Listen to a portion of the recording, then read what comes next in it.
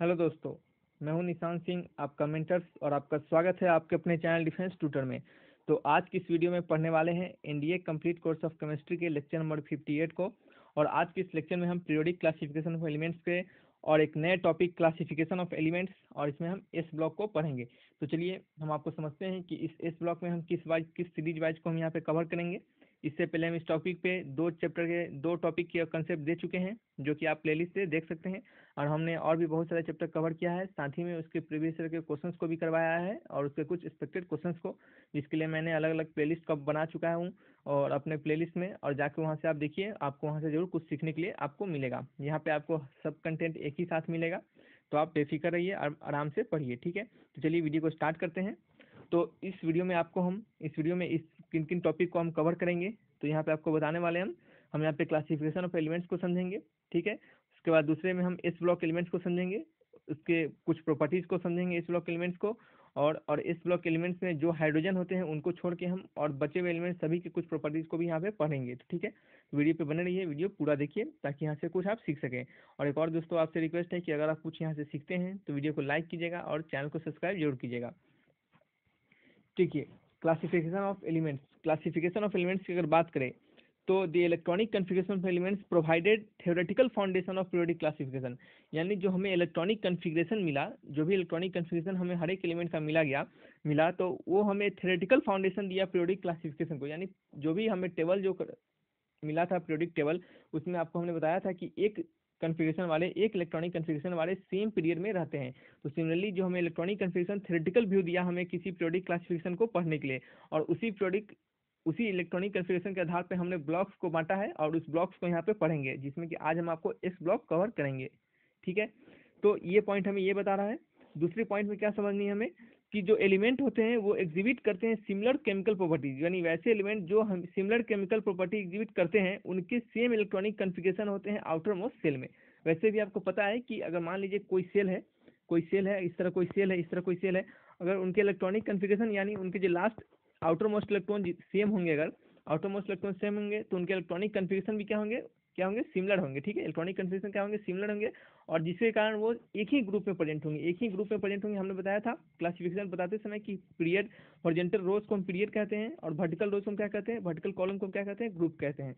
तो उनके क्या होंगे, एक ही ग्रुप में प्रेजेंट होंगे और उनके क्या होंगे, सिमिलर केमिकल प्रॉपर्टीज वहाँ पे देखे जाएंगे, ठीक है। तो ये सब हमें क्लासिफिकेशन ऑफ एलिमेंट्स को बताने से पहले हम इसके लिए बता रहे हैं कि इस आधार पे आपके एलिमेंट्स को क्लासिफाई किया गया था, और इसके कारण हमें अलग अलग प्रॉपर्टीज और अलग अलग ब्लॉक्स को यहाँ पे पढ़ना है, ठीक है। तो देखिए, उसके बाद हम क्या समझेंगे कि depending upon the type of orbitals के अलग अलग टाइप होने के कारण जो वैलेंस इलेक्ट्रॉन हमें रिसीव होते हैं, ठीक है, जो वैलेंस हमें इलेक्ट्रॉन रिसीव होते हैं, यानी अलग अलग ऑर्बिटल्स में देखिए इलेक्ट्रॉन्स जो होते हैं अलग अलग ऑर्बिट में। सबसे पहले तो ऑर्बिट समझते हैं, K11 ऑर्बिट, ये सब हमने अच्छे से कवर किया है अपने atomic structure and radio activity में, आप वहाँ से इसको अच्छे से देखिए, ठीक है। तो ये क्या है कि अलग अलग जो ऑर्बिट होते हैं, अलग अलग जैसे ऑर्बिट जो आपको पता है KLM, ये सब ऑर्बिट है। तो अलग अलग ऑर्बिट में जैसे लास्ट आपके इलेक्ट्रॉन जो इस ऑर्बिट में प्रेजेंट है, मान लीजिए कोई इलेक्ट्रॉन है जो कि M ऑर्बिट में प्रेजेंट है, तो वो M ऑर्बिट में किस ऑर्बिटल्स में प्रेजेंट है। ऑर्बिटल्स जानते हैं SP, D, F, ये सब ऑर्बिटल्स आपके पास। तो इसमें से किन ऑर्बिटल्स में वो प्रेजेंट है, इसके आधार पे हमने 4 ब्लॉक्स को क्लासिफाई किया। किसको क्लासिफाई किया, 4 ब्लॉक्स को क्लासिफाई किया, और जिसका नाम हमने S block, P block, D block, F block नाम रखा, ठीक है। तो इसी ब्लॉक को हमने यहाँ पे आपको पढ़ाएंगे इस वीडियो में। इसमें से हम पहले में इस ब्लॉक को कवर करेंगे, फिर बारी बारी से हम P block, D block, F block को कवर करेंगे, ठीक है। तो चलिए, इस बात को यहाँ पे समझना था। तो हम आते हैं इस ब्लॉक एलिमेंट्स पे। इस ब्लॉक एलिमेंट्स किसे कहे जाते हैं, इस ब्लॉक एलिमेंट्स के क्या क्या प्रॉपर्टीज होते हैं, उनमें क्या वेरिएशंस होते हैं, उनकी हर एक चीज़ को हम यहाँ पे कवर करेंगे। उनके इलेक्ट्रॉनिक कन्फिगरेशन के साथ साथ उनके हर एक फिजिकल केमिकल प्रॉपर्टीज सभी को यहाँ पे हम पढ़ने वाले हैं। तो देखिए, इस ब्लॉक एलिमेंट्स क्या है, इस ब्लॉक एलिमेंट्स क्या है, हम जो आपको हमने बताया कि इलेक्ट्रॉन्स के अलग अलग ऑर्बिटल्स में प्रेजेंट होने के कारण उनको क्लासीफाई किया गया। ऑर्बिटल्स में जो एस पी ब्लॉक, इस सब ब्लॉक में क्लासीफाई किया गया, और उन ब्लॉक में से हम इस ब्लॉक एक पहला ब्लॉक है, उसमें उसका जो इलेक्ट्रॉनिक कन्फिगरेशन होता है, उनका जनरल इलेक्ट्रॉनिक कन्फिगरेशन होता है, उनका इलेक्ट्रॉनिक कन्फिगरेशन NH2 या फिर N पे S1 होगा या फिर N पे S2 होगा, ठीक है। तो क्या होगा, कैसे होगा, ये सब हम बताएंगे। वैसे हम ये सब पहले भी बता चुके हैं आपको। तो पिछले वाले वीडियो में हमने ये सब चीज़ कवर किया है। तो हर एक कॉन्सेप्ट को, हर एक वीडियो को देखें ताकि आपको वहाँ से कुछ सीखने के लिए मिले। जो चीज़ हम पढ़ा दे रहे हैं आपको यहाँ से, आपको एक भी क्वेश्चन इससे बाहर नहीं आएगा। हम गारंटी के साथ बोलते हैं एक भी क्वेश्चन बाहर नहीं आएगा। कोई भी क्वेश्चन सेट करेगा इन्हीं के बीच से आपको सेट करेगा। तो देखिए पहले हम बात को समझते हैं कि एलिमेंट्स जिनके लास्ट इलेक्ट्रॉन, वैसे elements the elements in which the last electron उनके इंटर करते हैं इस ऑर्बिटल्स में of the outer most energy level. यानी आउटर मोस्ट एनर्जी लेवल कहने का मतलब आउटर ऑर्बिट में जो के एलिमेंट सेल होते हैं उनके आउटर सेल में, इस मान लीजिए आउटर सेल है ये, इस इलेक्ट्रॉन्स का किसी एटम का आउटर सेल यही है। तो इस आउटर सेल में जो लास्ट इलेक्ट्रॉन होगा, इस आउटर सेल में जो इलेक्ट्रॉन होंगे, बहुत सारे इलेक्ट्रॉन होंगे, तो उस बहुत सारे इलेक्ट्रॉन में से जो लास्ट इलेक्ट्रॉन होगा वो इस ऑर्बिटल्स में अगर जाता है तो उस इलेक्ट्रॉन्स को हम किस में, उस जो इलेक्ट्रॉन्स उसको हम क्या रखेंगे, इस ब्लॉक एलिमेंट्स में डालेंगे। यानी जो जैसा एलिमेंट होगा, जो एलिमेंट होगा जिसका एटम के लास्ट इलेक्ट्रॉन जिस ऑर्बिटल्स में जाए, यानी इस ऑर्बिटल्स में जाए, उनको हम क्या करेंगे, इस ब्लॉक एलिमेंट्स में क्लासिफाई करेंगे। तो यही आपको यहाँ बताया जा रहा है कि the elements in which last electrons enters in इस ऑर्बिटल, जो ऐसे एलिमेंट के जिनके लास्ट इलेक्ट्रॉन्स इंटर करे इस ऑर्बिटल्स में of the outer most energy level, energy मतलब आउटर मोस्ट एनर्जी लेवल के इस ऑर्बिटल्स में क्या करें, इंटर करे, तो वैसे एलिमेंट को हम इस ब्लॉक एलिमेंट्स कहते हैं। ठीक है, तो ये इस ब्लॉक एलिमेंट्स के रिगार्डिंग डिफिनेशन हो चुका है। तो आप इसको अच्छे से समझते चलिए, अच्छे से पढ़ते चलिए, आप इसका नोट्स बनाते चलिए ताकि आपको अच्छे से हर चीज़ कवर होता जाए। तो these elements are also called representative elements. ये आपके एमसीक्यू क्वेश्चन से पूछे जा सकते हैं कि इस ब्लॉक एलिमेंट्स को क्या क्या कहते हैं। इस ब्लॉक एलिमेंट्स को हम रिप्रेजेंटेटिव एलिमेंट्स के नाम से भी जानते हैं। तो these block elements are called क्या कहते हैं बताइए, these elements are called representative elements. साथ ही में दूसरा क्या है कि तीसरा पॉइंट हमें क्या बोला जा रहा है कि जो इस ब्लॉक एलिमेंट्स होते हैं, इस ब्लॉक एलिमेंट्स होते हैं, the s block elements are present in the extreme left of the periodic table. हम आपको दिखाएंगे, अभी आपको इसका पिक्चर दिखाएंगे, हम आपको वहाँ से आपको बताएंगे कैसे हम समझेंगे कहाँ पे इस ब्लॉक एलिमेंट्स के इस ब्लॉक एलिमेंट्स प्रेजेंट होते हैं। ठीक है, पीरियोडिक टेबल में। तो जो सबसे पहले समझना है कि इस ब्लॉक एलिमेंट्स कहाँ होते हैं, लेफ्ट कॉर्नर पे पीरियोडिक टेबल के। मान लीजिए पीरियोडिक टेबल है, पीरियोडिक टेबल ये हुआ, इसके लेफ्ट कॉर्नर पे इधर साइड क्या होते हैं, इस ब्लॉक एलिमेंट्स प्रेजेंट होते हैं। हम इसका आपको ओवरव्यू अभी दिखाने वाले हैं, इसके पूरा एकदम पिक्टोरियल रिप्रेजेंटेशन को। तो चलिए देखिए, यहाँ पे आपको कुछ फिगर दिख रहा होगा, उससे पहले हम कुछ बात को समझाते हैं, तब आपको हम ये समझाएंगे। ठीक है, और दूसरा पॉइंट, और क्या पॉइंट है इसमें इसके रिगार्डिंग कि इट कंसिस्ट ऑफ एलिमेंट्स, ये एलिमेंट्स को कंसिस्ट करते हैं जिनके ग्रुप नंबर 1A और 2A होते हैं, यानी दो ग्रुप्स को कंटेन करते हैं। यानी इस ब्लॉक एलिमेंट्स से दो ही ग्रुप होते हैं। ग्रुप किसे कहते हैं पता है आपको, ये जो वर्टिकल कॉलम से दिख रहा होगा, ये सब जो दिख रहा होगा आपको, ये सब क्या है, ये सब ग्रुप्स है। ठीक है, ये सब ग्रुप्स हैं। और साथ ही में ये सब क्या है, ये जो इस तरह के एलिमेंट, इस तरह के ब्लॉक जो दिख रहे हैं, ये सब क्या है, पीरियड्स हैं। क्या है, पीरियड्स हैं। तो जो आपके इस ब्लॉक एलिमेंट्स होते हैं वो दो ही ग्रुप्स में प्रेजेंट होते हैं, या तो 1A ग्रुप या फिर 2A ग्रुप्स। 1A ग्रुप के एलिमेंट को हम अल्कली मेटल्स कहते हैं और 2A ग्रुप के एलिमेंट को हम अल्कलाइन अर्थ मेटल कहते हैं। इस बात को याद रखिए, ये आपके एमसीक्यू क्वेश्चन में पूछे जा सकते हैं कि 1A ग्रुप मेटल को हम क्या कहते हैं, alkali metals, ALKALI alkali metals. और किसको कहते हैं, 1A ग्रुप वाले एलिमेंट को, और 2A ग्रुप वाले एलिमेंट को क्या कहते हैं, थोड़ा सा नाम का चेंजिंग है, अल्कलाइन अर्थ मेटल। ठीक है, अल्कलाइन अर्थ मेटल। ओके, चलिए ये क्या है, और इसके रिगार्डिंग जो आपको क्या समझना है, इस बात को समझते हैं अभी हम।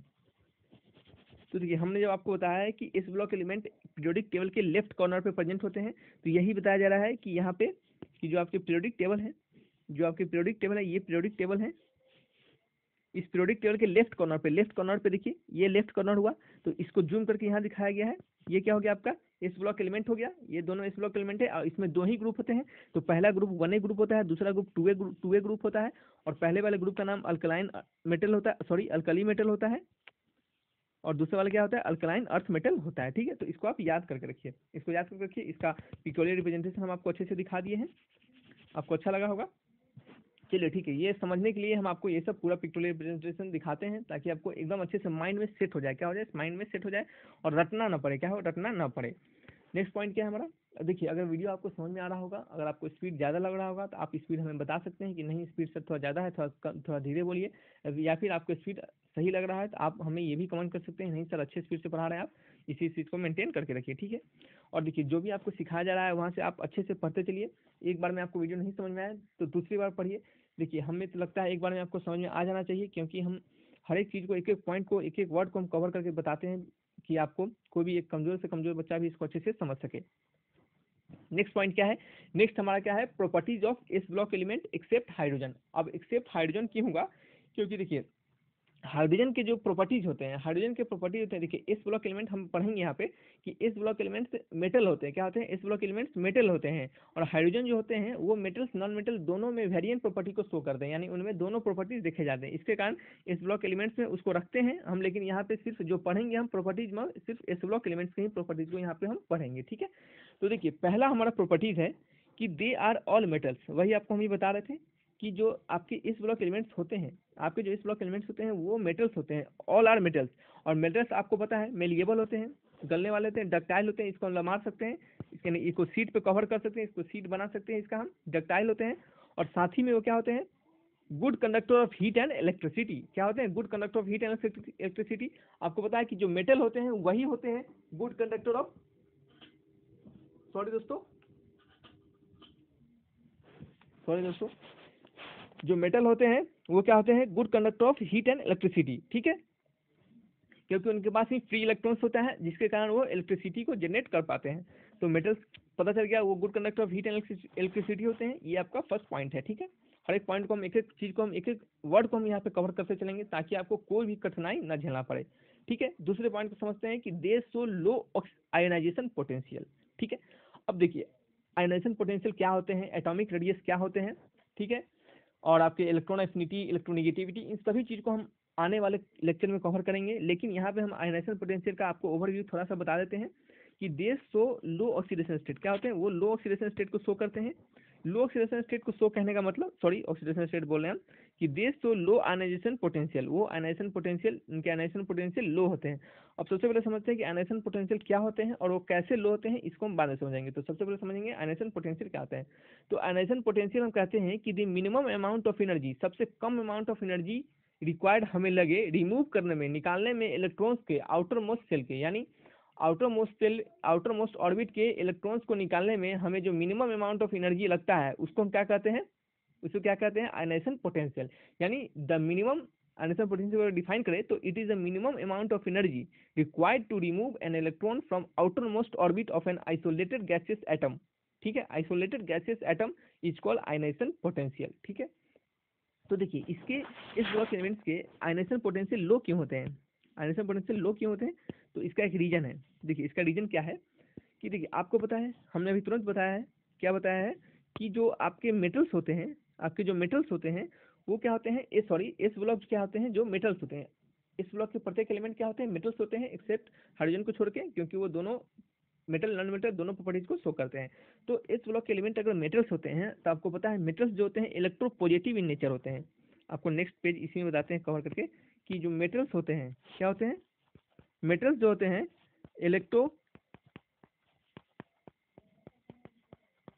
Electropositive in nature. मेरा मार्कर नहीं चलता है, सॉरी दोस्तों, ये खुद से बनाया हुआ मार्कर, थोड़ा हमको प्रॉब्लम होता है, कुछ कुछ कमियां होती है, हम आपको नहीं बताना चाहते हैं हर चीज़, इसके कारण थोड़ा सा लिखने में प्रॉब्लम हो जाता है कभी कभी। तो देखो मेटल्स क्या होते हैं, इलेक्ट्रोपॉजिटिव इन नेचर।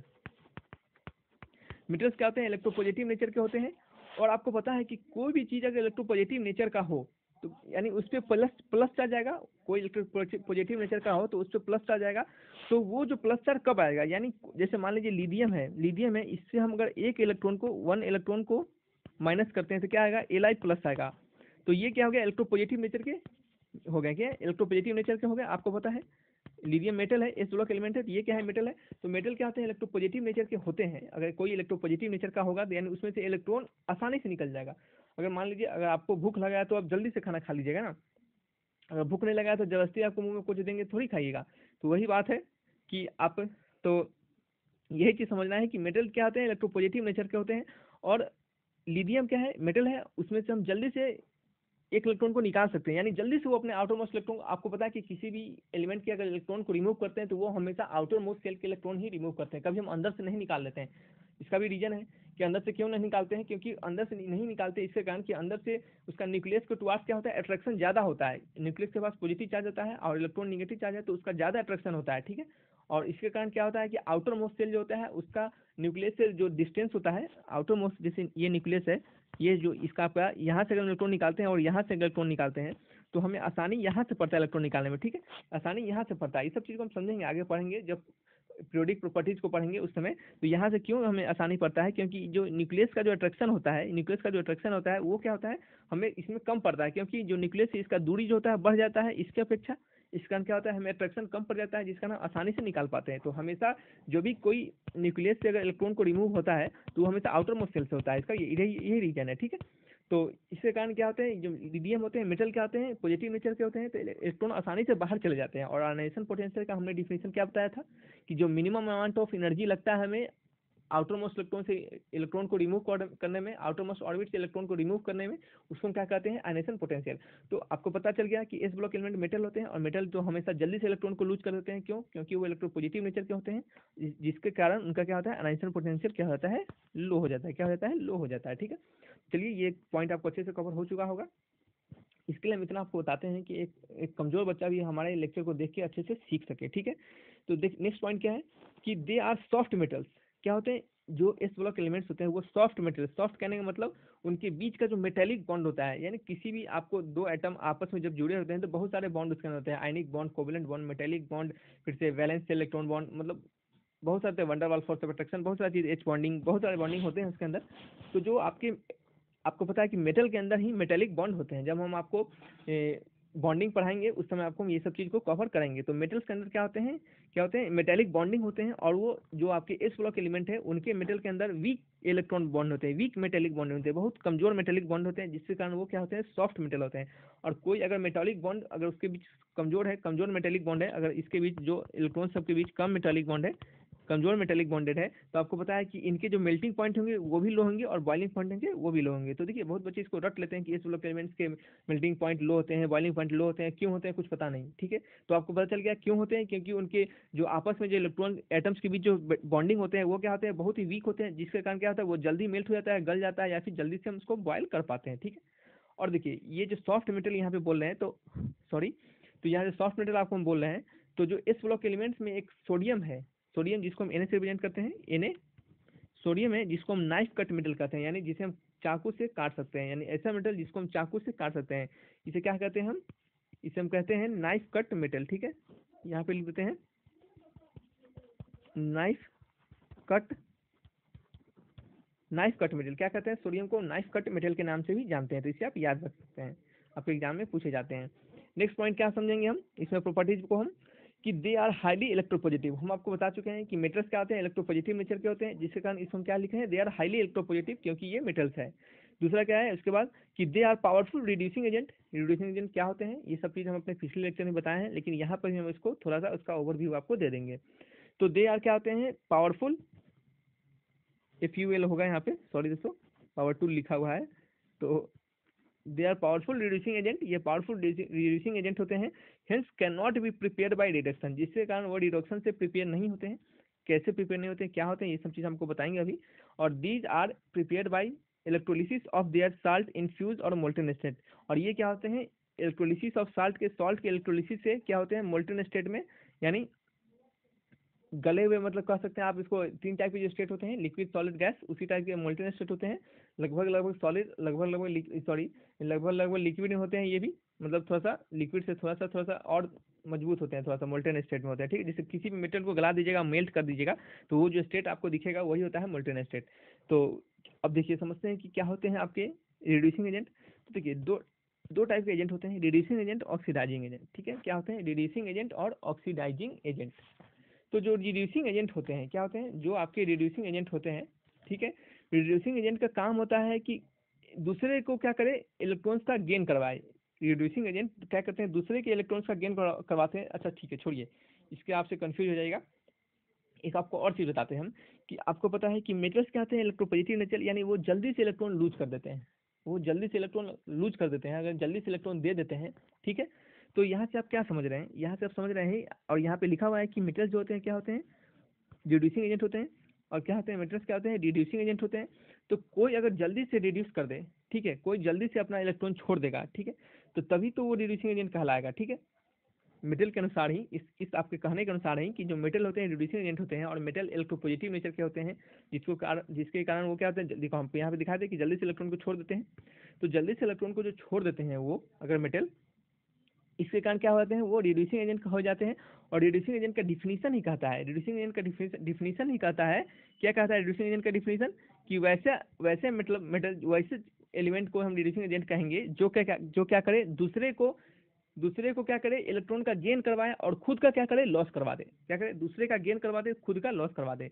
ठीक है, तो देखिए एक यहाँ पे एग्जांपल दिया हुआ है कि CuO plus H2 goes into Cu plus H2O। ठीक है, तो आपका CuO जो है क्या है, एक ऑक्सीडाइजिंग एजेंट है, और H2 क्या है आपका, क्या है, रिड्यूसिंग एजेंट है। ठीक है, तो रिड्यूसिंग एजेंट क्या है, तो यहाँ पे आपको H2 में बताइए, H2 में चार्ज कितने होते हैं, 0 चार्ज होते हैं। ठीक है, एक न्यूट्रल एलिमेंट है, तो H2 न्यूट्रल एलिमेंट का है, H2 कंपाउंड है, तो न्यूट्रल कंपाउंड है ये। तो H2 क्या है, जिनके चार्ज 0 है।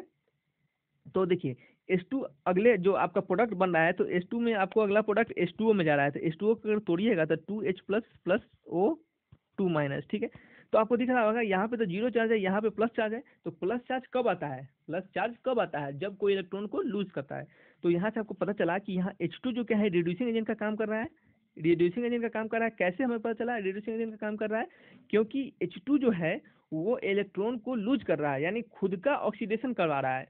ऑक्सीडेशन का मतलब लॉस ऑफ इलेक्ट्रॉन, रिडक्शन का मतलब गेन ऑफ इलेक्ट्रॉन। ठीक है, यहाँ पे हम लिख देते हैं OXDN, ऑक्सीडेशन मतलब loss of agent, sorry loss of agent कह रहे हैं, लॉस ऑफ इलेक्ट्रॉन। देखिए ऑक्सीडाइजिंग एजेंट और रिड्यूसिंग एजेंट अलग चीज़ है, ऑक्सीडेशन रिडक्शन अलग चीज़ है। ठीक है, और रिडक्शन का मतलब गेन ऑफ इलेक्ट्रॉन। तो आपको पता चला कि रिड्यूसिंग एजेंट जो होते हैं, रिड्यूसिंग, ये याद करने का बेस्ट तरीका आपको हम दिखाएंगे अभी, कि रिड्यूसिंग एजेंट जो होते हैं वो क्या करते हैं, H2 H प्लस में जा रहा है, यानी एक इलेक्ट्रॉन क्या कर रहा है, लूज कर रहा है। तो रिड्यूसिंग एजेंट खुद का क्या करवाते हैं, लॉस करवाते हैं, यानी खुद का लॉस करवाने का मतलब लॉस ऑफ इलेक्ट्रॉन यानी ऑक्सीडेशन, खुद का ऑक्सीडेशन करवाते हैं। ठीक है, और खुद का ऑक्सीडेशन करवा दिए। और यहाँ पे अगर ऑक्सीडाइजिंग एजेंट की बात करें, तो ऑक्सीडाइजिंग एजेंट क्या करते हैं, देखिए CuO है, तो यानी Cu+2 प्लस O-2। ठीक है, यही CuO को इसी तरह हम तोड़ेंगे। ठीक है, तो अब यहाँ पे Cu में देखिए, तो यह +2 से क्या चला गया, 0 में चला गया।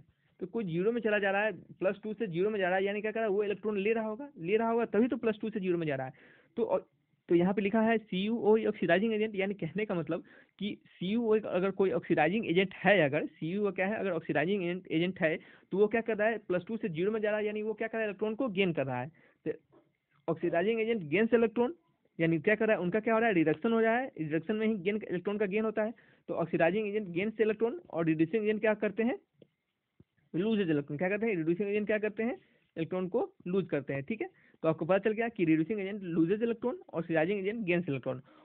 और अगर कोई लूज कर रहा है, अगर रिड्यूसिंग एजेंट क्या कर रहा है, लूजेज इलेक्ट्रॉन है, अगर रिड्यूसिंग एजेंट अगर लूजेज इलेक्ट्रॉन है तो उसका ऑक्सीडेशन हो रहा है। ठीक है, और ऑक्सीडाइजिंग एजेंट गेनिंग इलेक्ट्रॉन है तो उसका रिडक्शन हो रहा है। अगर मान लेते हैं अगर कि कोई अपना इलेक्ट्रॉन गेन कर रहा होगा या फिर कोई अपना इलेक्ट्रॉन लूज कर रहा होगा, वैसे मान लीजिए रिड्यूसिंग एजेंट ही अपना इलेक्ट्रॉन को क्या कर रहा है, लूज कर रहा है, तो वो लूज कर रहा है तो दूसरे का गेन करवा रहा होगा। अगर हम कुछ देंगे किसी को, तो दूसरा तो इसको लेगा तभी तो हम देंगे ना। तो सिमिलरली अगर कोई कुछ लूज कर रहा है तो उसको गेन करने वाला कोई होगा। तो सिमिलरली रिड्यूसिंग एजेंट अगर लूज कर रहा है अपना इलेक्ट्रॉन, तो क्या कर रहा है, दूसरे का गेन करवा दे रहा है। तो वही रिड्यूसिंग एजेंट का डिफिनीशन हम आपको बता रहे थे कि रिड्यूसिंग एजेंट वैसे एजेंट होते हैं जो इलेक्ट्रॉन का गेनिंग करवाते हैं दूसरे को, और खुद का क्या करवाते हैं, लॉस करवाते हैं। ठीक है, ऑक्सीडाइजिंग एजेंट क्या करवाते हैं, खुद का क्या करवाते हैं, गेन करवाते हैं। ठीक है, और दूसरे का क्या करवाते हैं, लॉस करवा देते हैं। ठीक है, आपको पता है कि एजेंट हमेशा दूसरे के लिए काम करता है। आपके घर में LIC एजेंट आता है तो वो आपका काम करता है ना, खुद का काम थोड़ी करता है। खुद का आपके काम करने से उसको प्रॉफिट मिलता है। ठीक है, तो सिमिलरली यहाँ पे यही होता है, एजेंट क्या होते हैं, दूसरे के लिए काम करते हैं। तो देखिए आपको ये पॉइंट समझ आ गया कि क्यों पावरफुल रिड्यूसिंग एजेंट होते हैं, क्योंकि ये आपको इलेक्ट्रोपॉजिटिव नेचर के होते हैं, वो जल्दी से इलेक्ट्रॉन लूज कर देते हैं। और रिड्यूसिंग एजेंट का मतलब ही यही होता है, क्या करे बताइए, रिड्यूसिंग एजेंट का मतलब क्या होता है, कि वैसा जो क्या करे, खुद का लॉस करवा दे, वही रिड्यूसिंग एजेंट होता है, और दूसरे का गेन करवा दे। और ये प्रिपेयर नहीं होते हैं डिडक्शन से। डिडक्शन का मतलब क्या होता है, गेनिंग ऑफ इलेक्ट्रॉन। ठीक है, तो सही बात है, गेन से कैसे प्रिपेयर हो जाएंगे, इनका तो इलेक्ट्रोपॉजिटिव नेचर का होता है, इनको तो लॉस करवाने का काम होता है, इसी कारण वो गेन से प्रिपेयर नहीं होते हैं। तो किससे प्रिपेयर होते हैं, इलेक्ट्रोलिसिस से प्रिपेयर होते हैं, मोल्टेन स्टेट में। क्या कहते हैं, फ्यूज और मोल्टेन स्टेट में इलेक्ट्रोलिसिस के प्रोसेस होता है, जिसमें हम कैथोड एनोड को डालते हैं, उसके बीच मेटल प्लेट को डालते हैं, एक तरह से ऑक्सीडेशन होकर दूसरे में जाता है और नया मेटल को फॉर्म करता है। अब अपने क्लास में पढ़ेंगे कॉपर का इलेक्ट्रोलिसिस पढ़ेंगे, ये सब चीज़। तो इलेक्ट्रोलिसिस क्या है, और अच्छे से हम इसको अपने नेक्स्ट लेक्चर में भी कवर करेंगे। जब नेक्स्ट इस लेक्चर में नहीं, शायद हो सकता है इसको हम अगले टॉपिक में, ये जब आएगा इलेक्ट्रोलिसिस तो हम इसको कवर कर देंगे। नेक्स्ट पॉइंट क्या है कि एक्सेप्ट लिथियम एंड बेरिलियम, यानी Li और Be को छोड़ के जो इस ब्लॉक के एलिमेंट्स होते हैं वो आयनिक कंपाउंड फॉर्म करते हैं। आयनिक कंपाउंड कहने का मतलब जिनको हम आयंस में तोड़ सके। जैसे मान लीजिए लिथियम हाइड्राइड को हम मान लेते हैं LiH, इसको कैसे तोड़ेंगे, Li plus plus H minus, ठीक है, ये एक आयनिक कंपाउंड है इसके कारण। तो ये क्या हो गया, लिथियम हाइड्राइड, सॉरी हम लिथियम हाइड्राइड बोल रहे हैं, तो लिथियम ही तो एक्सेप्शन था, हम उसी को आपको बता दिए, ठीक है। तो लिथियम हाइड्राइड को छोड़ के जैसे मान लीजिए कुछ भी मान लीजिए, जैसे आप जैसे लिथियम, बेरिलियम, मैग्नीशियम, Mg है, MgSO4, मैग्नीशियम सल्फेट, इसको कैसे तोड़ेंगे, Mg+2 प्लस SO4 2 माइनस, ठीक है। देखिए ना यहाँ beryllium, magnesium, calcium, strontium, barium, क्या आ रहा है यहाँ पे, मैग्नीशियम दिख रहा है ना, ये तो एस ब्लॉक का एलिमेंट है। तो चलिए ये समझ में आया होगा। तो इसमें क्या कहा जा रहा है कि लिथियम और बेरिलियम को छोड़कर, लिथियम और बेरिलियम को छोड़कर सभी एलिमेंट्स इसके आयनिक कंपाउंड को फॉर्म करते हैं। क्यों लिथियम बेरिलियम फॉर्म नहीं करते हैं, इसको समझते हैं हम। तो देखिए आपको हम बोले थे कि आपको हर एक पॉइंट को इतने अच्छे से बताएंगे कि ताकि आपको रटने की जरूरत नहीं पड़ेगा। तो देखिए क्यों ऐसा होता है, क्योंकि जो आपके लिथियम और बेरिलियम होते हैं उनके साइज क्या होते हैं, छोटे होते हैं, स्वाभाविक है, वो ऊपर में आते हैं, ऐसे ऐसे जो आते हैं लिथियम बेरिलियम आते हैं ना।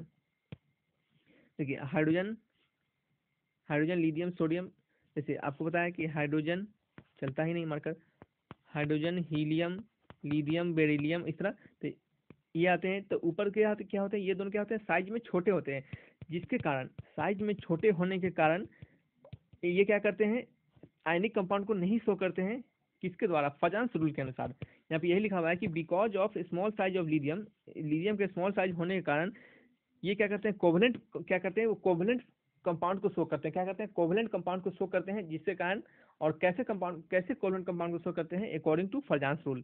फजांस रूल के अनुसार ये क्या करते हैं, कोवेलेंट कंपाउंड को शो करते हैं। तो आप समझिएगा कि फजांस रूल क्या होते हैं और कैसे इसको हम कोवेलेंट कंपाउंड की तरफ शो करते हैं। तो देखिए फजांस के कहने के अनुसार, फजांस जो थे साइंटिस्ट थे, फजांस रूल के अनुसार कि कोई भी ऐसा कंपाउंड, कोई भी कंपाउंड, एनी कंपाउंड, कोई भी कंपाउंड 100% आयनिक और 100% कोवेलेंट नहीं होता है, ठीक है।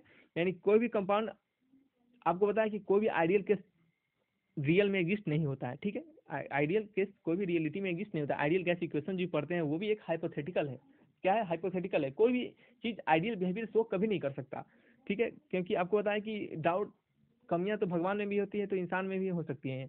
तो सिमिलरली कि कोई भी चीज क्या होते हैं, आइडियल बिहेवियर शो नहीं करता है। तो फजांस रूल के अनुसार कि कोई भी कंपाउंड 100% आयनिक 100% कोवेलेंट नहीं होता है, यानी उसमें कुछ न कुछ किसी आयनिक कंपाउंड में थोड़ा ना थोड़ा कोवेलेंट नेचर होगा, या फिर कोई कोवेलेंट कंपाउंड में थोड़ा ना थोड़ा आयनिक नेचर होगा, ठीक है। तो आयनिक और कोवेलेंट नेचर ये रिलेटिव टर्म, स्वाभाविक है, ये क्या होते हैं, रिलेटिव टर्म होते हैं। किसी के रिस्पेक्ट में हम इसको बताते हैं कौन आयनिक है कौन कोवेलेंट है, ठीक है। किसी भी कंपाउंड का, किसी भी कटायन का अगर पोलराइजिंग पावर, पोलराइजिंग पावर कहने का मतलब है उसको पोलराइज होने का पावर, उसको बढ़ने का पावर, अगर कटायन का क्या हो, polarising power of cation and polarisability of anion are the two factors that give Fajans rule. Polarising power और polarisability of anion, polarising power और पोलराइजिबिलिटी ऑफ अनायन से हम क्या करते हैं, फजांस रूल को डिसाइड करते हैं। इसी दोनों फैक्टर से हम फजांस रूल को डिसाइड करते हैं। अब आपको बताएंगे हम कि इस फैक्टर से हम कैसे डिसाइड करते हैं, ठीक है। तो बेफिक्र रहिए, यहाँ से देखते रहिए। आपको देखिए जो आपको इसमें कुछ कुछ खास चीज को आपको जो पढ़ने हैं हम वही चीज को बता रहे हैं। फजांस रूल वैसे बहुत लंबा टॉपिक है, हम आपको एट ए टाइम अभी नहीं समझा सकते, ठीक है, क्योंकि ये आपको इतना इसमें पढ़ना भी नहीं एक्चुअल में। तो फजांस रूल में क्या है कि, फजांस रूल में क्या है कि कोई भी कंपाउंड 100% आयनिक नहीं होते हैं और 100% कोवेलेंट भी नहीं होते हैं, ठीक है। तो देखिए, और ये इसको हम, इस फैक्टर को हम पोलराइजिबिलिटी ऑफ कैटायन और पोलराइजिंग पावर ऑफ कैटायन और पोलराइजिबिलिटी ऑफ अनायन से हम इसको जज करते हैं, ठीक है। तो चलिए समझते हैं हम कैसे इसको जज करते हैं। कि देखिए the ionic nature of compound increases from top to bottom, सही बात है। आपको एक्सेप्शन यहाँ पे दिख रहा होगा कि लिथियम बेरिलियम का क्या होते हैं, आयनिक नेचर शो नहीं करते हैं, वो कोवेलेंट कंपाउंड का नेचर शो करते हैं क्योंकि उनका साइज स्मॉल होता है। तो चलिए समझते हैं हम कैसे ऐसा क्यों कहते हैं, क्यों कह रहे हैं पोलराइजिंग पावर और पोलरिटी ऑफ अनायन से हम कैसे डिसाइड करते हैं। तो देखिए जो फजांस रूल के अनुसार, फजांस रूल के अनुसार, ये छोटा सा समरी है फजांस रूल का। तो फजांस रूल के अनुसार क्या होते हैं कि लो चार्ज ऑफ आयन, ठीक है, किसी भी आयन का, किसी भी आयंस का अगर किसी भी एलिमेंट्स के अगर चार्ज उनके अगर लो हो, क्या करें, चार्ज उनके अगर लो हो तब भी वो आयनिक नेचर को शो करेंगे, और उनके किसी का चार्ज एलिमेंट का हाई हो तब वो क्या करेंगे, वो कोवेलेंट नेचर को शो करेंगे। तो इस पॉइंट को तो आप रहने दीजिए, ये बस थोड़ा सा समझाने का चीज़ था, तो वो तो आप समझ में आया होगा। आपको इसमें इस पॉइंट के रिगार्डिंग जो भी हम आपको पढ़ा रहे हैं प्रॉपर्टीज, इस प्रॉपर्टीज को और इस प्रॉपर्टीज को हम आपको इसको समझाने की कोशिश कर रहे हैं। तो देखिए ऐसा क्यों हो रहा है कि अगर लार्जर कटायन, कटायन का साइज अगर ज़्यादा हो, कटायन करने का मतलब जिनके पास पॉजिटिव चार्ज हो, और इस ब्लॉक एलिमेंट क्या होते हैं, इस ब्लॉक एलिमेंट क्या होते हैं, मेटल होते हैं, मेटल के पास क्या होते हैं, इलेक्ट्रोपॉजिटिव नेचर होते हैं, उनके पास क्या होता है, प्लस चार्ज होता है। तो जिनका लार्ज कटायन होगा, यानी जिनके एल प्लस का जो लार्ज कटायन होगा, साइज ज़्यादा होगा, कटायन का उनके साइज अगर ज़्यादा होगा, ठीक है, तो वो क्या होंगे, आयनिक नेचर को शो करेंगे, और जिनके कटायन का साइज छोटा होगा वो क्या करेंगे, कोवलेंट नेचर को शो करेंगे। इस दोनों पॉइंट को आप रहने दीजिए, इसको आपको कोई जरूरत नहीं है यहाँ पे, इसको आपको नहीं समझना है यहाँ पे, जो आपको समझना है हम उसी चीज़ को समझा रहे हैं, ज़्यादा समझिएगा दिमाग से उड़ जाएगा, ठीक है। तो जिनके लार्ज साइज कटायन होते हैं वो क्या करते हैं, आयनिक नेचर को शो करते हैं, और जिनके स्मॉल साइज कटायन होते हैं वो कोवलेंट नेचर को शो करते हैं। तो आपको पता है कि ऊपर से जब हम नीचे आएंगे, ठीक है, आपको यहाँ से हम दिखाएंगे, फिगर से आपको दिखाते हैं हम, कि जैसे हम ऊपर से नीचे आते हैं, ठीक है, ऊपर से अगर हम नीचे आते हैं तो आपको दिख रहा है कि यहाँ पे हर एक मतलब एलिमेंट में एक नया सेल बढ़ रहा है, ठीक है। पहले वाले में एक पीरियड, दूसरा पीरियड, तीसरा पीरियड, आपको हमने बताया था पिछले वाले लेक्चर में कि जैसे जैसे पीरियड बढ़ता है वैसे वैसे क्या होते हैं, एक एक सेल भी बढ़ना इंक्रीज कर जाते हैं। पहले पीरियड में अगर वन पीरियड है तो उसमें वन पहले सेल में इलेक्ट्रॉन रहा होगा, दूसरा पीरियड में दूसरे सेल में इलेक्ट्रॉन गया होगा, तीसरे पीरियड में तीसरे सेल में इलेक्ट्रॉन गया होगा। इसी तरह आपको जैसे जैसे नीचे जाएंगे उस तरह के अगर पीरियड बढ़ते हैं तो उसी तरह आउटर मोस्ट सेल के इलेक्ट्रॉन भी बढ़ जाते हैं, ठीक है, यानी उनका सेल भी बढ़ जाता है, ठीक है। तो यहाँ से आपको दिख रहा होगा कि ऊपर से नीचे आते हैं तो क्या होता है, अगर सेल बढ़ेगा, देखिए एटम का सेल बढ़ रहा है तो क्या कर रहा है, उनका साइज भी तो बढ़ रहा है, ठीक है। तो इसी के अनुसार यहाँ पे कहा जा रहा है कि अगर कटायन के साइज अगर इंक्रीज कर जाए, क्या हो जाए, कटायन के साइज अगर इंक्रीज कर जाए, सॉरी, देखिए कटायन के साइज अगर क्या हो जाए, इंक्रीज कर जाए, लार्जर कटायन, ठीक है, लार्जर कटायन तो क्या होंगे, वो आयनिक नेचर को शो करेंगे, और स्मॉलर कटायन होंगे तो वो कोवलेंट नेचर को शो करेंगे। इसका यही रीजन है कि बेरिलियम और लिथियम का क्या होते हैं, साइज छोटा होता है, जिसके कारण पजांस रूल के अनुसार क्या कहते हैं, वो कोवलेंट नेचर को शो करते हैं, और जैसे ही हम इंक्रीज करते हैं टॉप टू बॉटम, ऊपर से नीचे, तो क्या करते हैं, आयनिक नेचर ऑफ कंपाउंड क्या होता है, बढ़ जाता है। क्या होता है, आयनिक कंपाउंड नेचर का, किसी भी कंपाउंड का आयनिक नेचर ऑफ कंपाउंड क्या होता है, बढ़ जाता है, क्योंकि उनके कटायन का साइज भी क्या होता है, बढ़ता चला जाता है, ठीक है। तो इसका रीजन यही था। चलिए, आपको ये कहानी समझ में आया होगा, इस कथा को बताइएगा कथा कैसा लगा, कैसा आपको समझ में आया।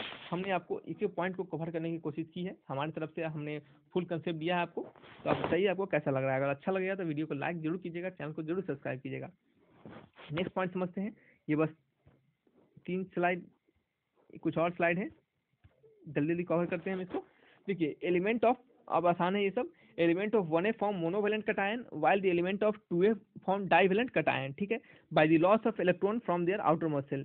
आपको पता है कि अगर आउटर मोस्ट सेल से अगर हम इलेक्ट्रॉन को लॉस करते हैं तो आपको 1A ग्रुप यानी अल्कली मेटल क्या करते हैं, हमें मोनोवेलेंट कटायन, जिनके चार्ज एक हो, पॉजिटिव चार्ज एक हो, फॉर्म करते हैं, और 2A वाले एलिमेंट क्या करते हैं, डाइवेलेंट कटायन को फॉर्म करते हैं। देखिए कैसे, आपको दिख रहा होगा इसमें कि जो ये सब एस ब्लॉक एलिमेंट है, lithium, sodium, beryllium, potassium, rubidium, caesium, francium, इस तरह beryllium, magnesium, calcium, strontium, barium, radium, ये सब क्या है, एस ब्लॉक एलिमेंट्स है। तो ये आपको दिख रहा होगा यहाँ पे क्या दिख रहा है कि 1A मेटल है, ये क्या है, 1A मेटल है, 1A मेटल है।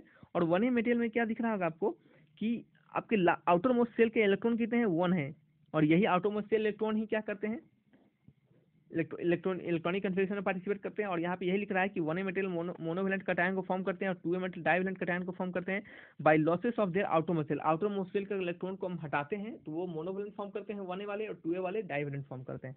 तो देखिए आपको आउटर मोस्ट सेल पे एक ही इलेक्ट्रॉन दिख रहा है, तो स्वाभाविक अगर एक इलेक्ट्रॉन दिख रहा है तो हम एक ही को हटा पाएंगे, तो एक ही को हटा पाएंगे तो क्या बनेगा, वो मोनो बनेगा। क्या बनेगा, मोनो बनेगा, मोनो मतलब सिंगल, ठीक है, मोनो मतलब सिंगल। और 2A वाले के लिए आउटर मोस्ट पे 2-2 इलेक्ट्रॉन दिख रहे होंगे, 2-2 इलेक्ट्रॉन दिख रहे हैं लास्ट में 2 इलेक्ट्रॉन, तो ये क्या बनेगा, डाइवेलेंट। क्या है, 2 इलेक्ट्रॉन को हम आउटर मोस्ट पे अगर 2 ही इलेक्ट्रॉन है तो ही को हटा पाएंगे, इससे कारण क्या होंगे, वो डाइवेलेंट को फॉर्म करेंगे, ठीक है। इस पॉइंट को आपको समझ में आया होगा। नेक्स्ट पॉइंट क्या है कि ड्यू टू हाई रिएक्टिविटी, उनका हाई रिएक्टिविटी के कारण वो अल्कली मेटल को स्टोर किया जाता है लिक्विड प्रेफिन्स में। प्रेफिन्स क्या होते हैं, एक तरह से आप समझते हैं प्रेफिन वैक्स, जैसे मोम कैसे समझते हैं उस टाइप से, तो क्या करते हैं, लिक्विड प्रेफिन्स में उनको क्या करते हैं, हम स्टोर करते हैं, ठीक है। तो ऐसा क्यों करते हैं, क्योंकि देखिए रिएक्टिविटी की अगर बात करें तो जो आपके इस ब्लॉक के एलिमेंट्स होते हैं वो हाईली रिएक्टिव होते हैं। क्या होते हैं, वो हाईली रिएक्टिव होते हैं क्योंकि वो गुड रिड्यूसिंग एजेंट होते हैं। क्या होते हैं, गुड रिड्यूसिंग एजेंट होते हैं। और आपको पता है कि रिड्यूसिंग एजेंट क्या करते हैं, लॉसेस ऑफ इलेक्ट्रॉन करवाते हैं, अपना खुद का लॉस करवाते हैं और दूसरे का गेन करवाते हैं। तो इसके कारण क्या होते हैं कि जो आपके इस ब्लॉक एलिमेंट होते हैं वो गुड रिड्यूसिंग एजेंट होने के कारण इलेक्ट्रॉन्स को लूज कर देते हैं। क्या कहते हैं, देखिए यहाँ लिख देते हैं आपको, रिड्यूसिंग एजेंट, जिससे कारण क्या होते हैं, लॉस ऑफ इलेक्ट्रॉन, इलेक्ट्रॉन का लॉस करवाते हैं। और क्या करते हैं, रिएक्ट कर जाते हैं, रिएक्ट विथ एयर, ठीक है, जिसके कारण क्या करते हैं वो हाईली रिएक्ट कर जाते हैं एयर से, जिसके कारण से हम क्या करते हैं स्टोर करते हैं लिक्विड पैराफिन में। नेक्स्ट क्या है पॉइंट कि they do not show variable oxidation state, वो वेरिएबल ऑक्सीडेशन स्टेट नहीं शो करते हैं, जैसे डी ब्लॉक के एलिमेंट होते हैं वो वेरिएबल ऑक्सीडेशन स्टेट को शो करते हैं, ठीक है। तो सिमिलरली यहाँ पे क्या होते हैं कि आपके जो ऑक्सीडेशन स्टेट होते हैं इस ब्लॉक एलिमेंट के, वो क्या करते हैं वेरिएबल ऑक्सीडेशन स्टेट शो नहीं करते हैं। इस block element variable oxidation state show नहीं करते हैं, क्यों नहीं करते हैं, क्योंकि देखिए उनके आउटरमोस्ट शेल पे फिक्स्ड इलेक्ट्रॉन है, एक ही इलेक्ट्रॉन है, एक ही इलेक्ट्रॉन है, एक ही इलेक्ट्रॉन है, ठीक है। इसके कारण क्या होते हैं वो वेरिएबल ऑक्सीडेशन स्टेट को शो नहीं करते हैं, यहाँ भी सिर्फ दो इलेक्ट्रॉन से प्रेजेंट है, ठीक है। और इनके कारण क्या होते हैं वो वेरिएबल ऑक्सीडेशन स्टेट को शो नहीं करते हैं, ठीक है। आपको समझ में आया होगा इस पॉइंट कहने का मतलब कि वो क्यों वेरिएबल ऑक्सीडेशन को शो नहीं करते हैं, क्योंकि उनके आउटरमोस्ट शेल पे एक इलेक्ट्रॉन और दो ही इलेक्ट्रॉन प्रेजेंट होते हैं, ठीक है। और वो इजी आपको निकाल सकते हैं बाहर, ठीक है, उनके साथ कोई अलग क्राइटेरिया नहीं होता है। नेक्स्ट पॉइंट क्या है ना कि they found diamagnetic no unpair electron. अब देखिए ये जो होते हैं आपके एस ब्लॉक एलिमेंट्स वो डायामैग्नेटिक फॉर्म करते हैं और पैरामेट्रिक भी फॉर्म करते हैं, ऐसा बताइए डायमेट्रिक पैरामेट्रिक फॉर्म करते हैं। और वो क्या करते और डायमेट्रिक पैरामेट्रिक क्या होते हैं इस चीज़ को हम समझेंगे यहाँ पे कि दे फॉर्म डायमेट्रिक, एक्चुअली में यहाँ पे टू ए एलिमेंट्स वाले जो होते हैं ज़्यादातर वही डायमेट्रिक एलिमेंट्स को फॉर्म करते हैं, डायमेट्रिक, ठीक है। और क्या होता है वो डायमेट्रिक का मतलब क्या होता है, पैरामेट्रिक का मतलब क्या होता है, इस चीज़ को हम अभी जस्ट कवर करेंगे। और दूसरा पॉइंट इसमें क्या बता रहा है कि वो इनके जो सॉल्ट होते हैं वो कलरलेस होते हैं एक्सेप्ट डाइक्रोमेट और परमैंगनेट को छोड़ के, ठीक है। इनके जो सॉल्ट होते हैं वो क्या होते हैं कलरलेस होते हैं एक्सेप्ट डाइक्रोमेट और परमैंगनेट को छोड़ के, ठीक है। तो कैसे छोड़ के, तो देखिए समझाते हैं आपको कि डाइक्रोमेट जो होते हैं, डाइक्रोमेट के जो फॉर्मूला होते हैं क्या होते हैं Cr2O7-2, ठीक है, Cr2O7-2। और ये क्या होते हैं ऑरेंज कलर के होते हैं, ये सब याद कर लीजिए, ये पॉइंट इंपॉर्टेंट पॉइंट है, इससे आपके एग्जाम में क्वेश्चन पूछे जाते हैं, ठीक है। तो डाइक्रोमेट क्या होते हैं ऑरेंज कलर के होते हैं और Cr2O7-2, ठीक है। तो यहीं पे आपको दिखाते हैं पोटेशियम डाइक्रोमेट का formula POTASSIUM, potassium dichromate. Potassium dichromate का फॉर्मूला आता है K2Cr2O7, ठीक है, K2Cr2O7। और ये भी क्या होते हैं ऑरेंज कलर के होते हैं, क्या होते हैं ऑरेंज कलर के होते हैं। तो इसको आप याद रखिए,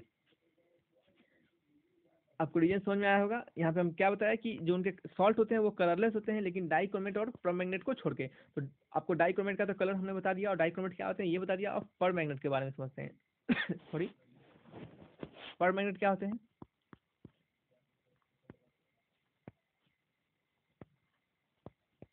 परमैंगनेट क्या होते हैं MnO4 माइनस, क्या होते हैं MnO4 माइनस। और पोटेशियम परमैंगनेट की बात करें, पोटेशियम आपको पता है इस ब्लॉक एलिमेंट है, पोटेशियम सॉरी परमैंगनेट, थोड़ा सा पेन नहीं चलने का राइटिंग प्रॉब्लम हो जा रहा है, नहीं तो अब दिख तो रहा ही है आपको। पोटेशियम परमैंगनेट क्या होते हैं KMnO4। और इसके कलर क्या क्या क्या होते हैं बताइए, डार्क पर्पल, क्या होते हैं डार्क पर्पल, क्या होते हैं डार्क पर्पल कलर के ये होते हैं, ठीक है। तो आपको समझ में आ गया होगा कि उनके कुछ सॉल्ट को छोड़ के जैसे पोटेशियम सल्फेट, मैग्नीशियम सल्फेट, इन सब सल्फेट वाले जो भी सॉल्ट है कार्बोनेट हुए, ये सब क्या है सॉल्ट ही होते हैं, कार्बोनेट सल्फेट ये सब सॉल्ट होते हैं। तो इनको कुछ को छोड़ के क्या होते हैं डाइक्रोमेट, कुछ को छोड़ के यानी डाइक्रोमेट और परमैंगनेट को छोड़ के इनके जितने भी सॉल्ट है वो क्या होते हैं कलरलेस होते हैं, जिनके कोई कलर नहीं होते हैं। अब क्रोमेट के डाइक्रोमेट के कलर हमने बता दिया ऑरेंज कलर के होते हैं, परमैंगनेट के हमने बता दिया पोटेशियम परमैंगनेट का फॉर्मूला, और उसके कलर बताया हमने डार्क पर्पल के ये होते हैं परमैंगनेट, ठीक है। तो अब समझते हैं डायामैग्नेटिक क्या होते हैं। तो इनके जो कुछ एलिमेंट डायामेट्रिक और पैरामेट्रिक बिहेवियर दोनों को शो करते हैं। कैसे, देखिए कि पैरामेट्रिक और डायामेट्रिक कहने का मतलब वैसे एटम विथ अनपेयर इलेक्ट्रॉन, यानी जिनके पास इनका जो ऑर्बिटल में एक ही इलेक्ट्रॉन प्रेजेंट हो, ठीक है, जिनके ऑर्बिटल में एक ही इलेक्ट्रॉन प्रेजेंट हो उसे हम पैरामेट्रिक कहते हैं, ठीक है। और पैरामेट्रिक क्या होते हैं मैग्नेट के टुवार्ड्स अट्रैक्ट होते हैं, क्या होते हैं मैग्नेट के टुवार्ड्स अट्रैक्ट होते हैं। और डायामेट्रिक वैसे होते हैं जिनके इलेक्ट्रॉन पेयर में हो, यानी उनके ऑर्बिटल्स में क्या हो दो इलेक्ट्रॉन्स प्रेजेंट हो, यानी डायामेट्रिक होंगे पेयर ऑफ इलेक्ट्रॉन प्रेजेंट होंगे उसमें। और इससे क्या पता चलेगा आपको, इससे क्या पता चलेगा कि डायमेट्रिक क्या होते हैं रिपेल्ड होते हैं मैग्नेट्स के द्वारा, क्या कहता है रिपेल किया था। अगर डायमेट्रिक कंपाउंड को मैग्नेट के बीच डाला जाए तो वो क्या होंगे एक दूसरे से रिपेल करेंगे, ठीक है। और पैरामेट्रिक क्या होंगे अट्रैक्ट करेंगे। पैरामेट्रिक क्या होते हैं सिंगल इलेक्ट्रॉन होते हैं, डायमेट्रिक क्या होते हैं डबल इलेक्ट्रॉन होते हैं। तो इसके रिगार्डिंग कुछ एग्जाम्पल आपको हमने बताए हैं, उससे आप समझ सकते हैं। देखिए इससे आपको डायमेट्रिक पैरामीट्रिक के क्वेश्चन एकदम बेहतर ही एकदम बनते हैं, तो आप इससे बेझिझक रहिए, ठीक है। आप इसको छोड़ नहीं सकते हैं, आपको यहाँ पढ़ना ही पड़ेगा इसको, ठीक है। चलिए सोडियम क्या है, सोडियम के लास्ट इलेक्ट्रॉन क्या है 3 1, यानी एक इलेक्ट्रॉन क्या होंगे, एक इलेक्ट्रॉन यानी पैरामेट्रिक हुआ यानी अनपेयर इलेक्ट्रॉन। यहाँ पे 2 इलेक्ट्रॉन है मैग्नीशियम के Mg, क्या हो गया 2 इलेक्ट्रॉन हो गया, ये क्या हो गया डायमेट्रिक, यानी इनका पेयर इलेक्ट्रॉन है, अनपेयर इलेक्ट्रॉन क्या हो गया ये डायमेट्रिक हो गए, ठीक है। अनपेयर यहाँ भी लिख दिया हुआ है, गलती से लिख देता है कभी कोई, सॉरी। ये क्या हो गया पेयर इलेक्ट्रॉन होते हैं, पेयर इलेक्ट्रॉन क्या हो गया, ये अन नहीं होगा पेयर होगा, क्या होगा पेयर इलेक्ट्रॉन होगा। सिमिलरली यहाँ पे क्या है, यहाँ भी क्या है एक इलेक्ट्रॉन है, पी वाले में लास्ट इलेक्ट्रॉन में एक इलेक्ट्रॉन है, तो यह क्या हो गया पैरामेट्रिक हो गए अनपेयर इलेक्ट्रॉन। यहाँ पे 2 इलेक्ट्रॉन है, क्या हो गया पैरामेट्रिक हो गए, क्या हो गए 2 इलेक्ट्रॉन हो गए अनपेयर इलेक्ट्रॉन, दो दो कैसे होगा देखिए, क्योंकि आपको पी वाले ब्लॉक में अब आपको यहाँ पे दिख रहा होगा यहाँ पे 2 ब्लॉक है, यहाँ पे अनपेयर क्यों लिखा हुआ है, कारण है क्या कारण है कि हमने आपको बताया कि ऑर्बिटल्स में सभी ऑर्बिटल्स में 2 इलेक्ट्रॉन होना चाहिए, लेकिन यहाँ पे 2 इलेक्ट्रॉन पी ऑर्बिटल्स में 2 इलेक्ट्रॉन है, पी में 3 ऑर्बिटल्स होते हैं, पी एक्स पी वाई और पी जेड, ठीक है। लेकिन जब हम भरेंगे इसको तो सिंगल जो पहले में जितने इलेक्ट्रॉन होते हैं उसमें सबसे पहले हम एक एक भरते हैं, फिर दोबारा पेयरिंग स्टार्ट करते हैं। हम आपको ये सब हर चीज़ बता चुके हैं, Hund's law of maximum multiplicity के अनुसार ये ऐसा होता है कि पहले हम सब में एक एक भरते हैं, फिर बाद में पेयरिंग ऑफ इलेक्ट्रॉन को स्टार्ट करते हैं। तो ये हमने क्वांटम नंबर बताया था, सॉरी जब इलेक्ट्रॉनिक कन्फिग्रेशन बताया था उसमें इस चीज़ को बताया था। तो यहाँ पे को दिख रहा होगा कि एक ऑर्बिटल्स में एक ही इलेक्ट्रॉन है, यहाँ भी एक इलेक्ट्रॉन है, फिर तो ये क्या हो गया अनपेयर्ड हो गया, इससे कारण क्या हो ये पैरामेट्रिक हो गया। साथ ही में P3 में यहाँ भी क्या है ये पैरामेट्रिक है, क्यों पैरामेट्रिक है क्योंकि यहाँ भी क्या है वो देखिए दो मान लीजिए यहाँ पे एक एक और रहता तब तो ये हो जाता पेयर, लेकिन यहाँ पे पेयर नहीं है, पेयरिंग नहीं हो रहा है, इसका सिंगल सिंगल है, इसके कारण क्या है ये अनपेयर इलेक्ट्रॉन है, यानी यहाँ भी क्या हो गया ये एक पैरामेट्रिक हो गया, अनपेयर इलेक्ट्रॉन वाले कंपाउंड हो गए। चलिए ये आपको डायमेट्रिक पैरामेट्रिक का क्वेश्चन एग्जांपल समझ में आया होगा, कंसेप्ट भी समझ में आया होगा। तो चलिए ये हमारा प्रॉपर्टी का लास्ट टॉपिक है, इसमें हम क्या समझते हैं, ये प्रॉपर्टी का लास्ट पॉइंट है कि जो आपके इस ब्लॉक एलिमेंट्स होते हैं वो हाइड्राइड फॉर्म करते हैं, हाइड्राइड करने का मतलब हाइड्रोजन से कंपाउंड मिलकर हाइड्राइड बनाते हैं H-, ठीक है H- देखिए हाइड्राइड H+ आयन प्रोटॉन को नाम से जानते हैं और हाइड्रेट कहते हैं इसको, और हाइड्राइड क्या होते हैं H- होते हैं, ठीक है H- होते हैं, ठीक है। अब देखिए कैसे, सॉरी H- हाइड्राइड क्या कहते हैं H- को हम हाइड्राइड कहते हैं, ठीक है क्या कहते हैं हाइड्राइड कहते हैं। तो देखिए तो आपके जो ये मेटल होते हैं इस ब्लॉक एलिमेंट के मेटल होते हैं वो हाइड्राइड फॉर्म करते हैं हाइड्रोजन से मिलके, और क्या कहते हैं of all these elements only hydrogen is non metallic gases. हम आपको बताया कि इस ब्लॉक एलिमेंट के सभी एलिमेंट को छोड़ के हाइड्रोजन जो ही ऐसा एलिमेंट है जो कि नॉन मेटेलिक गैसेस होते हैं, जो कि मेटल नहीं होते हैं, ठीक है नॉन मेटेलिक होते हैं। तो देखिए आपको यहाँ पे दिख रहा होगा, इसको छोड़ दीजिए, इसको भी आप नहीं समझिए, ठीक है। आपको यहाँ जो दिख रहा है क्या दिख रहा है, क्या दिख रहा है देखिए lithium sodium potassium rubidium caesium beryllium magnesium calcium strontium barium, ये जो आपको दिख रहा है, आपको दिख रहा है यहाँ पे LiH NaH KH, ठीक है। तो ये क्या है देखिए आपको एक बनाते हैं LiH, ठीक है। तो LiH को अगर तोड़िएगा तो कैसे तोड़िएगा Li प्लस H-। सिमिलरली अगर हम दूसरे को ले लेते हैं किसी और को BaH2 को लेते हैं, BaH2 को ले लेते हैं अगर, तो इसको कैसे तोड़िएगा बताइए Ba+2 +2H-, आपको पता है तोड़ने का तरीका, AX BY को कैसे तोड़ते हैं हम, X को पीछे A को प्लस Y को पीछे B को -X, ठीक है X से प्लस है प्लस Y भी -X, इस आधार पे इसको हम तोड़ते हैं। तो आपको ये दिख रहा होगा बताइए, तो इसको तोड़ने का तरीका यही होता है, ठीक है। तो चलिए तो आपको पता चला कि आपको मेटल्स जो आपको यहाँ हाइड्रोजन जो दिख रहे हैं हाइड्रोजन पे माइनस चार्ज है, हाइड्रोजन पे माइनस चार्ज है, तो माइनस में बताता है कि हाइड्रोजन क्या होते हैं हाइड्राइड्स होते हैं, और इसके कारण इस ब्लॉक एलिमेंट क्या करते हैं हाइड्राइड फॉर्म करते हैं। तो इससे आपको एग्जांपल में आपको MCQ में क्वेश्चन पूछे जा सकते हैं कि जो एस ब्लॉक एलिमेंट्स हाइड्रोजन जो होते हैं वो कैसे कंपाउंड फॉर्म करते हैं मेटल के साथ, H+ बनाते हैं H- बनाते हैं, या फिर आपको हाइड्राइड पूछते हैं हाइड्रेट पूछते हैं, ऐसा करके पूछे तो आप क्या पूछिएगा क्या डालिएगा हाइड्राइड बनाते हैं यानी H- बनाते हैं, ठीक है। चलिए ये टॉपिक को यहीं तक रखते हैं, इस ब्लॉक एलिमेंट यहाँ पे आपका खत्म हो चुका है। अपने नेक्स्ट आने वाले लेक्चर में हम P ब्लॉक को पढ़ेंगे, तो बताइएगा वीडियो कैसा लगा। तो चलिए दोस्तों फिर मिलेंगे छुट्टी के साथ, अगर वीडियो अच्छा लगा तो प्लीज़ लाइक कीजिएगा, चैनल को सब्सक्राइब करके बेल आइकन दबाइएगा। चलिए दोस्तों फिर मिलेंगे छुट्टी के साथ, तब तक के लिए बाय बाय।